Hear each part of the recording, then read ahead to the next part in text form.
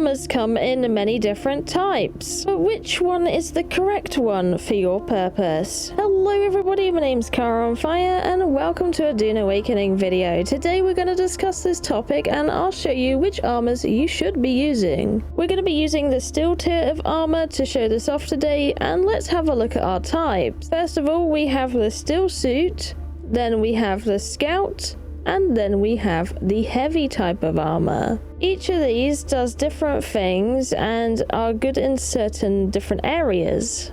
For the stillsuit, it is really good at retaining water, but most importantly, it allows you to capture the sweat of the day and allows you to drink it. Really grim, I know. Once you've sweated out enough fluids, if you go down to the bottom left of your screen where the water bar is, you'll see if you have a stillsuit on, there is a secondary water bar. This is your sweat bar. Once you've accumulated enough sweat, you're able to tap F or whatever key it tells you there, and you'll be able to consume some of your water that you captured through your recycling suit. And that is one of its main functions and purposes. Now, you don't have to have all the pieces of the suit to achieve this. You could essentially take off all of these bits, keep this on, and it still works. Because as you can see in my bottom left corner, I still have the sweat bar. For the stillsuit, it gives you 131 armor, which is the lowest of the 3 different types. It gives you a bit of heat protection, and depending on what body you have depends on your catch pocket sizes, which is your sweat bar. To me, if you're using a stillsuit, it is a suit that you'll use if you're exploring and not getting engaged in combat. It is also a suit that you would probably use if you are building something in the midday heat, as it will help you retain water way more than you will in any other set. The scout armor is essentially your melee fighting set.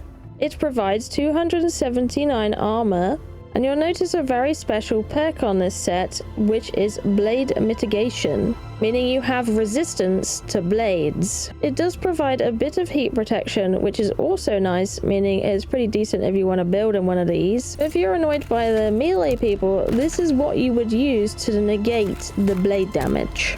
Our heavy set of armor gives a different purpose. It provides 500 armor, 50% armor mitigation, and it is really good at avoiding the heavy and light darts by giving some extra armor resistance with the light dart mitigation and the heavy dart mitigation. It is also a bit more resistant to stunning, and using a heavy set and dashing will cost you more stamina than using a scout set will. Okay, if you use a scout set, you'll be able to have more stamina when you're dashing because it won't cost as much because it's not as heavy. Using a heavy set as well is extra weak to blade mitigations, so if someone's hitting you with a sword and you're wearing a heavy set, you'll take a lot more damage because of it. However, the outset on this is it does give you a heck of a lot more armor than the scout set ever could. The heavy set also gives you absolutely no heat protection, so when you're out in the sun, you're going to take full sun damage. If you wanted to even it out a bit, you could mix and match and put some scout armor on with your heavy, or even some stillsuit parts. There is also unique armor, and that's a different ball game entirely, which we're not going to touch in this video because I mainly wanted to go over the differences between the 3 types without any other variables. So this is how I'd structure it, and this is what I would use if it was me. If you like ranged and you like to keep distance between melee people and all that and really enjoy ranged weapons like a spit dart or something like that, I would definitely use the heavy armor because it means you're a lot better at dealing with ranged targets, and you're also going to be able to take a lot more of a battering than any other armor set. What I will say is if you're getting pestered by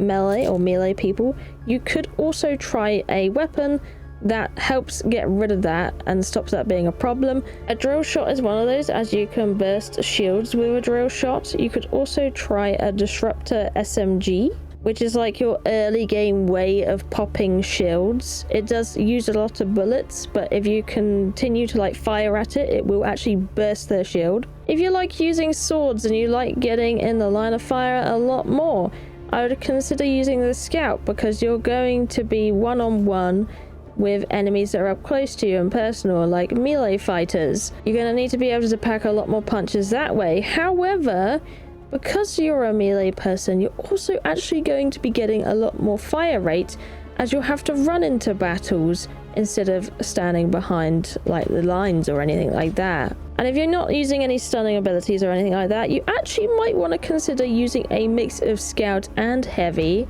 But if you're mainly dealing with melee people, then of course entirely scout would be a great idea. It entirely depends what you want to stop and prevent. But essentially this is designed to be your melee armor. And then of course your stillsuit, this isn't really made for combat at all. It is made for exploring around regions, not getting into combat, and retaining water. And then being able to use that water to be able to up your water bar when you need. So basically the set you use when you're going out for an adventure or you need a drink. Maybe you haven't got a leader John yet or something like that. That's probably where I find stillsuits most useful. I don't really use them, I'm going to be totally honest with you, mainly because I like having a lot more armor and I absolutely love getting in combat and using ranged. Of course, there are all sorts of uniques out there and different attributes with different armors. There are some special armors you can get, like special stillsuits that give you extra armor, which might be nice. But if we're countering in uniques, it entirely depends what you can get your hands on, and I wanted to make this more about a fairer test. But I hope that explains the different types of armor to you, at least in a basic capacity, and let you know like what the difference is, and then helped you make a decision between which armor sets you want to go for and where. But what I personally wear on a regular basis as someone that really likes using ranged, and I am very much a spit dart main type person, combating shields with a drill shot as well, which I really like to do. The type of armor I use to go out in combat would be a mix of scout and heavy. If you're curious what I wear at the moment, and this changes a lot depending on what I'm doing. So I currently have a chome stillsuit body on, and I found a nice unique helmet as well that gave me a little bit more armor. I like to experiment around with the uniques because sometimes the uniques aren't actually worth upgrading into. It's a little funky.